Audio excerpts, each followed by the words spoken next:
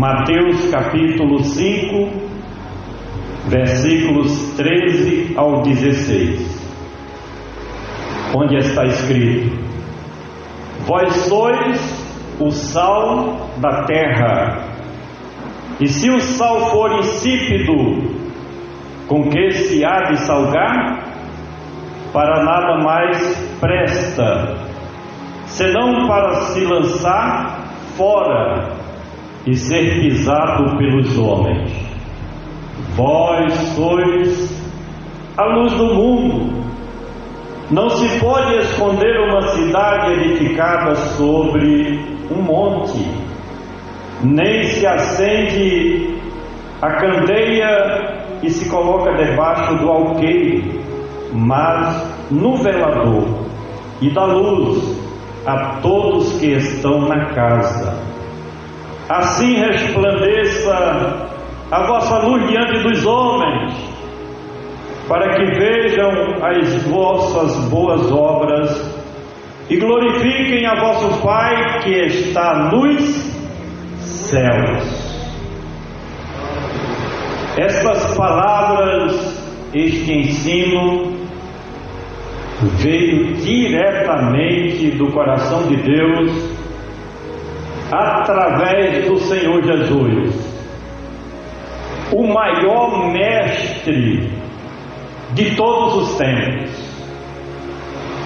Pessoas importantes de Israel, muitos nem acreditaram nele, mas reconheceram que ele era rabi, mestre, ensinador dos conselhos de Deus. E este Sermão do Monte, do qual esse texto faz parte, é uma das partes bíblicas onde o Senhor Jesus se dedica exclusivamente a nos ensinar a vontade de Deus, o plano de Deus, os conselhos de Deus para o nosso bem. E ele não chegou impondo isto a ninguém. Não era obrigação dos ouvintes desse sermão pôr em prática, porque Jesus, ele é amoroso, ele é compreensível, ele não impõe, ele ensina, mas como é para o nosso próprio bem, o bom é que nós tomemos os seus conselhos. E ele traz nesta palavra duas metáforas muito importantes. Uma fala a respeito do sal. Todo mundo conhece, sabe o que é o sal, principalmente em Israel, porque de um lado tinha um mar morto, que tem uma densidade de sal muito grande, e do outro lado o mar Mediterrâneo. Israel é uma faixa estreita que fica entre os dois mares, o Mar Morto e o Mar Mediterrâneo. De forma que o Senhor Jesus estava falando sobre um assunto que o mais simples dos seus ouvintes poderia compreender. E eu pergunto: quem é sal da terra? Quem é luz do mundo? A resposta é prática na palavra de Deus. São todos aqueles que um dia tomaram a feliz decisão e aceitaram a Cristo Jesus como Senhor e Salvador. Não são os incrédulos, não são os ímpios, não são os ateus, não são os homens materialistas, não são os homens terrenos, não, são todos aqueles que nasceram de novo, passaram um dia pelo processo da regeneração espiritual e são novas criaturas em Cristo Jesus. Estes são sal da terra e luz do mundo. São todos aqueles que agora vivem pela fé no poderoso nome de Cristo Jesus. Sal da terra e luz do mundo é todo aquele que confia unicamente em Deus, em Cristo como seu Salvador. Sal da terra e luz do mundo é todo aquele que tem a esperança de participar do arrebatamento da igreja e ir morar nas mansões celestiais com Cristo Jesus. Estes podem dizer: eu sou sal da terra e luz do mundo. Agora precisamos atentar para as características do sal e da luz.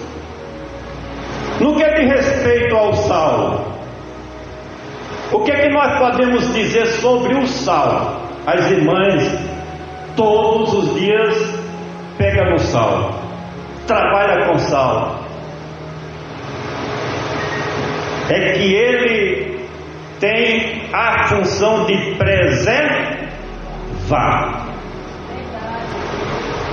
Principalmente naquela época do Senhor Jesus, que não havia geladeira moderna como temos nos dias de hoje, não existia refrigeradores, não tinha.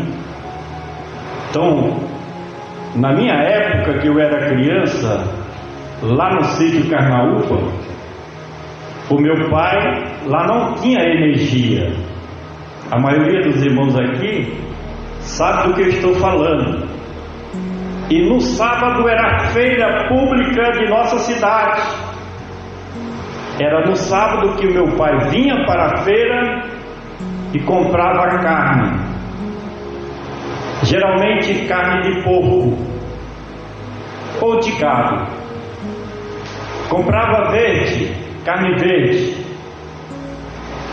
Chegava em casa, a minha mãe ia fazer o tratamento, dava aqueles cortes, tudo certinho, e colocava o que? Sal, para preservar, porque não tinha geladeira nem congelador. Então tem essa função, o sal, de preservar. Quando nós aplicamos na vida da igreja, em nossa vida, isso significa dizer que este mundo ainda existe. Sabe por quê? Porque o sal ainda está na terra, que é a igreja de Cristo Jesus, que é eu e você.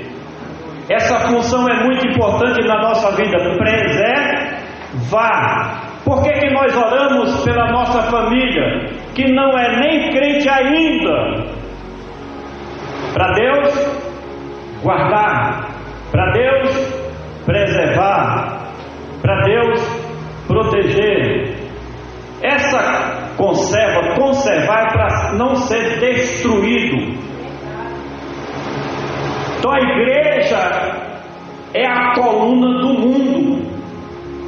Enquanto a igreja de Cristo estiver aqui na terra como o sal da terra, tudo permanece como dantes, tudo normal.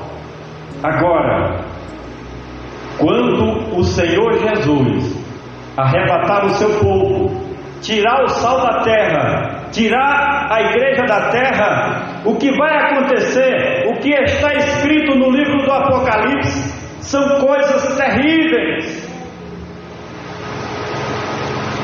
Hoje Quem acompanha os telejornais, os meios de comunicação, percebe que muita coisa estranha está acontecendo. Terremotos, o último que deu notícia, 6.000 pessoas morreram. Maremotos, guerras, são sinais, é prelúdio do que vai acontecer no período da grande tribulação. Então, enquanto a igreja estiver aqui na terra, Deus está guardando. Por isso que Jesus falou o seguinte: olha, como foi nos dias de Noé, assim será na vinda do Filho do Homem. Quando Noé entrou na arca, veio o dilúvio e destruiu a tudo e a todos. Acontecerá essa mesma coisa, mas enquanto a igreja estiver aqui, ela serve como conservante, está neutralizando a podridão do mundo. E este mundo não está pior, não está mais podre ainda, porque existe a igreja aqui na terra. Você é importante no meio da sua família, você é importante na escola, você é importante no seu trabalho, você é importante na sociedade, porque Deus está ouvindo a tua oração.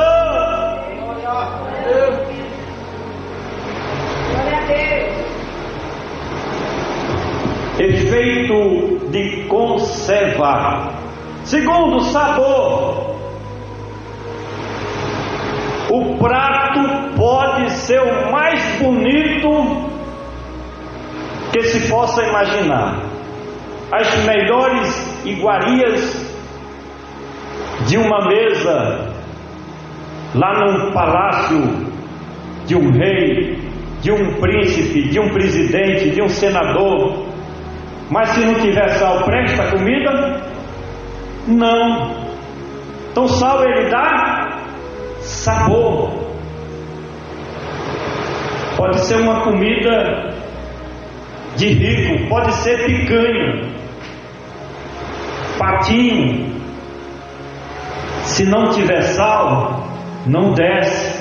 E se descer, fala-se que dá até engulho, como fala aqui no sertão. Você fica engulhando. E pode até dar retorno se não tiver sal. A mesma coisa é nós no meio da sociedade. As pessoas têm que ter prazer em ser nosso amigo, em ser nosso vizinho, porque o sal dá sabor e prazer quando você come uma comida que tem um sal na medida certa. Então, tudo onde nós pisarmos, temos que fazer a diferença. A Bíblia diz: e outras vezes vereis a diferença entre o que serve a Deus e o que não serve. Isso é ser sal, é ter sabor, é nós termos uma palavra boa, temperada, para alguém nos ouvir. Rapaz, eu quero ouvir aquele moço de novo, eu quero ouvir aquela irmã de novo. Tem uma palavra boa. Isso é ser sal, é ter bom sabor, é alguém desejar estar perto de nós, é alguém desejar seguir o nosso exemplo de vida. Isso é ser sal da terra. O sal provoca sede, sim ou não? Quando você come uma comida salgada, você vai lá na geladeira tomar água. Antigamente era no pote, ia lá no pote tomar água. E já a carne hoje estava salgada, mulher. Aí vai 3, 4 vezes lá na geladeira ou no pote tomar água, porque ela promove, o sal promove sede. Às vezes nós estamos aqui e não esperamos no domingo entra alguém, ninguém convidou aquela pessoa, não é? Não, ela veio porque ela sente sede de ouvir a palavra do crente. O sal, ele é indispensável. Toda casa tem que ter sal. Eu não faço comida lá em casa, a gente compra na pensão, mas eu tenho sal lá em casa. Pode precisar. Já chegou o dia que o arroz da pensão não tinha sal. Aí eu percebo já lá em casa, em pai diz: Rosa, hoje não veio sal não no arroz. Aí a mãe vai refazer o arroz, coloca um pouquinho de sal. Já aconteceu, eu tive que ter o sal lá em casa. Coloca um pouco de leite, o arroz, sal, dá tudo certo. É indispensável. A sua vida, o seu testemunho, a sua palavra, as suas obras, os seus atos, a sua pessoa é indispensável no meio da sociedade. Você não imagina o quanto você é importante para as pessoas com quem você convive. Não pense que você não é um Zé Ninguém, não imagine isso não. E muitas vezes não precisa nem você pregar. O seu testemunho de vida já é uma pregação, é uma mensagem, tem alguém lhe observando e dizendo: aquela jovem é diferente, aquele irmão é diferente, aquela irmã é diferente. Deus abençoa ele, Deus abençoa ela. Sim ou não? Estão nos observando. Por quê? Porque você é importante, você é indispensável. Agora o sal tem que ser na medida certa, nem de mais nem de menos. Não pode ter os extremos. O crente não pode ser radical demais, santo demais, nem também desleixado. Tem que ser na medida certa, porque se ele for santo demais, ninguém encosta nele, porque aquele que é santarrão, ele condena todo mundo, sim ou não? Desse jeito. Vós sois o sal da terra. Agora tem um perigo aqui. Qual é o perigo? E se o sal for insípido, com que se há de salgar? Para nada mais presta senão para ser lançado fora e ser pisado pelos homens. Quando é que isto acontece? O sal se tornar insípido. Lá na região do Senhor Jesus, para nós aqui da língua portuguesa, se tornar insípido é se tornar sem sabor. Mas lá na região do Senhor Jesus, o sal insípido era o sal que não tinha mais utilidade, que não prestava mais para colocar na comida. Era o sal insípido, não tinha mais serventia, não cumpria mais a sua função. Por exemplo, se misturasse sal com açúcar, perdeu a utilidade. Se caísse areia ou terra no sal, perdia a sua utilidade, não podia ser mais utilizado na alimentação.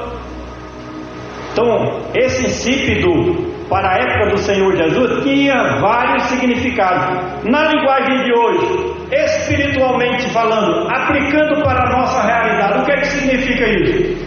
É o crente se misturar com as coisas do mundo. Não faz mais diferença, tanto faz ele como o ímpio. Escandaliza o Evangelho,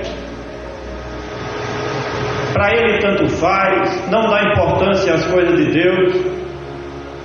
Se tornou insípido. Aí o que é que acontece? Esfria na fé, deixa o primeiro amor, relaxa. É um perigo. Aí Jesus disse que tem que ser lançado fora, e quando é lançado fora, passa a ser pisado pelos homens, desmoralizado. O testemunho de um crente desmantelado, na nossa linguagem aqui, é uma colocação forte, mas é a realidade. Um crente desmantelado é um escândalo lá fora. As pessoas blasfemam, não somente do seu testemunho, da vida dele, mas blasfemam até das coisas de Deus, pelo escândalo que ele provoca. Tem que ser lançado fora. O tempo corre, mas vamos passar para outra parte. Vós sois a luz do mundo. Não se pode esconder uma cidade edificada sobre um monte, nem se acende a candeia e se coloca debaixo do alqueires, mas no velador e da luz a todos que estão na casa. Essa luz, eu já ouvi um pregador antigo falando que, e fazendo uma comparação, que Cristo é o sol e nós somos a lua. E o que é que acontece? O sol tem luz própria, e a lua, ela reflete a luz do sol. Tanto o sol como a lua tem luz que ilumina, que clareia. E a luz, uma das funções da luz é revelar todas as coisas.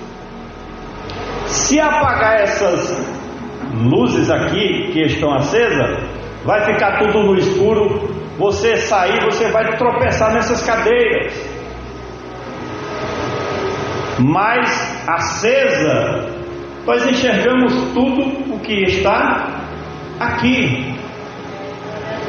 Quando Jesus disse que nós somos luz do mundo, significa dizer que, como verdade de Deus, nós temos que pregar a verdade para o mundo aí fora. Doa em quem doer, goste quem quiser gostar, mas na pregação do Evangelho é fazer como João Batista fez, arrancando o topo, mostrando a realidade, dizendo ao homem que ele precisa aceitar a Jesus como seu Salvador, porque se não aceitar a Jesus, vai para aquele lugar terrível. Hoje muitos não querem mais pregar sobre isso,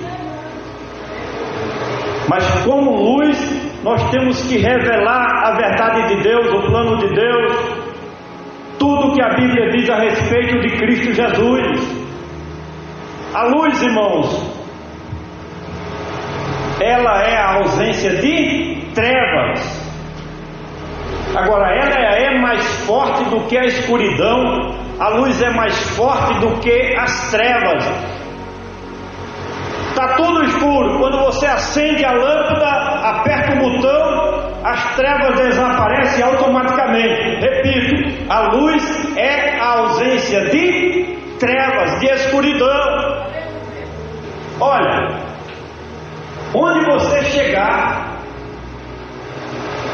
as pessoas não veem com os olhos físicos, mas no mundo espiritual você é uma tocha acesa.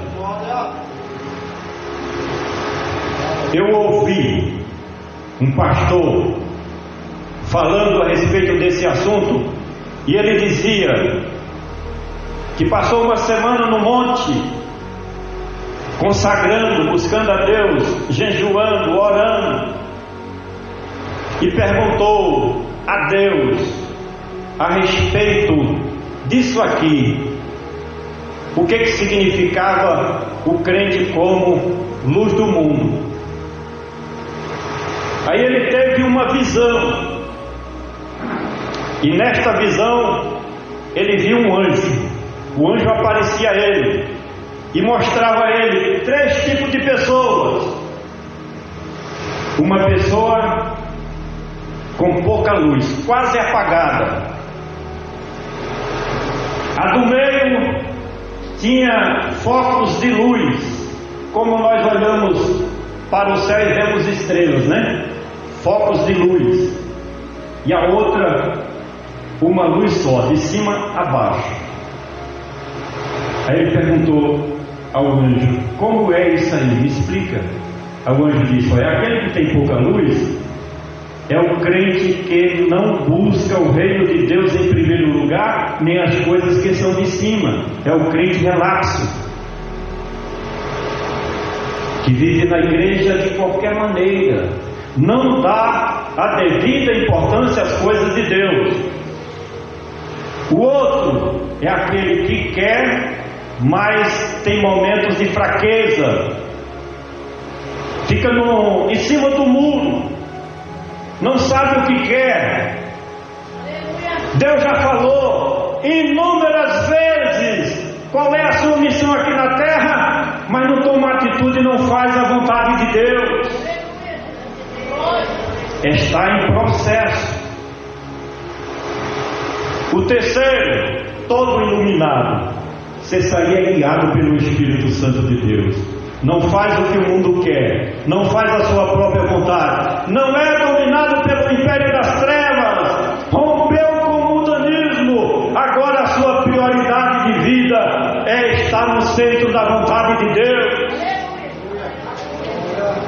Luz do mundo. Mas eu quero finalizar com o versículo de número 16. Disse Jesus: assim resplandeça a vossa luz diante dos homens, para que vejam as vossas boas obras e glorifiquem a vosso Pai que está no céu. As pessoas têm que olhar para nós e dizer: aquela anda nas pisadas do Mestre. Quando nós passarmos, alguém tem que olhar para nós e dizer assim: este glorifica a Deus através da sua atitude, das suas palavras, do seu modo de viver e de agir. Por isso que o texto diz: e glorifiquem a vosso Pai que está nos céus. Uma função muito importante do crente como sal da terra e luz do mundo, concluindo aqui, sabe qual é? É glorificar a Deus. Não só dizer assim na igreja: glória a Deus, aleluia, mas através da vida, do testemunho e das atitudes. Esse é um dos papéis principais como testemunhas do Senhor Jesus aqui na terra. Amém?